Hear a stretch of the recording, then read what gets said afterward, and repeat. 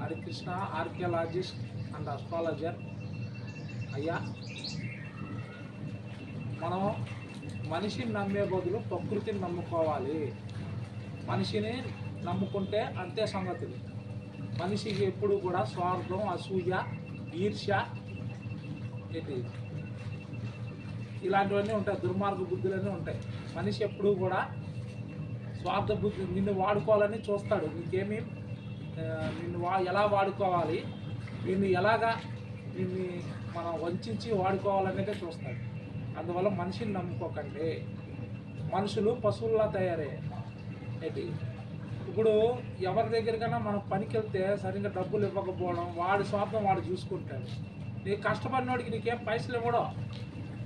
గవర్నమెంటే ఎన్నో ఏళ్ళగా పనులు చేయించుకుని వాళ్ళకి పెన్షనర్స్కి 30 ఏళ్ళు 40 ఏళ్ళు గవర్నమెంట్కి సేవ చేస్తే పెన్షనర్లకి ఒక్క రూపాయి కూడా ఇవ్వకుండా ఏడిపిస్తుంది ప్రభుత్వం.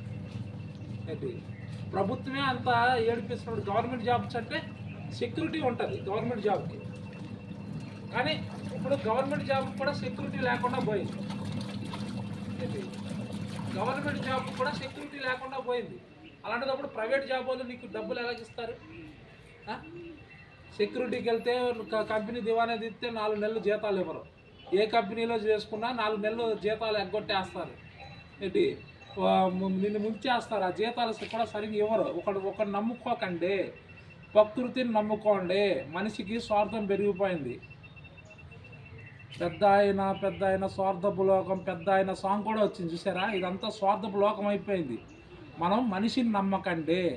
మనిషిని నమ్ముకునే బదులు ప్రకృతిని నమ్ముకోండి. ప్రకృతి అంటే ఏంటి? దేవుడు, ఈశ్వరుడు. ప్రకృతి అంటే ఎవరు? ఈశ్వరుడు.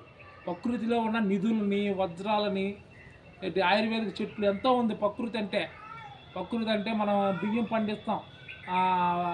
ప్రకృతి మనకు అన్నం పెడుతుంది. ప్రకృతి మనకి నిధులు ఇస్తుంది. ప్రకృతి మనకి ఆయుర్వేదిక మందులు ఇస్తుంది. ప్రకృతి మనకి అన్ని విధాలుగా మనకు సౌకర్యం ఇస్తుంది. మనిషిని నమ్ముకుంటే రోడ్డున పడతావు. నేను 7 సంవత్సరాలు రోడ్డు మీద పడుకున్నాను కూడా చెప్పినాను. ఎందుకు? మనిషిని నమ్ముకోబట్టి. నా వంటి దుర్మార్గ పరిస్థితి నీకొద్దు. మనిషిని నమ్ముకోకుండా ప్రకృతిని నమ్ముకోండి.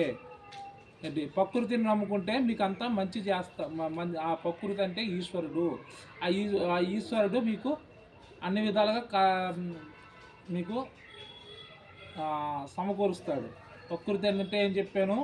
పంటలు పండించుకోవడం, కూరగాయలు పండించుకోవడం, పళ్ళు, నిధులు, వజ్రాలు, ఇవన్నీ. ఇప్పుడు ఇది ఎండాకాలం.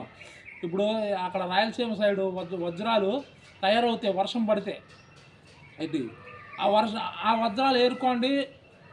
ఇలాంటి మిషన్స్ కొనుక్కోండి, వజ్రాలు ఏరుకోండి. చక్కగా మనిషిని నమ్ముకోకుండా మీ అంతలో మీరు, మీ కాళ్ళ మీద మీరు పడండి. వేరే వాళ్ళ మీద ఆధారపడద్దు. మీ కాళ్ళ మీద మీరు ఆధారపడుతూ మీ స్వయం కృషితో వజ్రాలు కానీ, నిధులు కానీ, ఇలాంటి మిషన్స్, టెక్నాలజీ ఇప్పుడు పెరిగిపోయింది.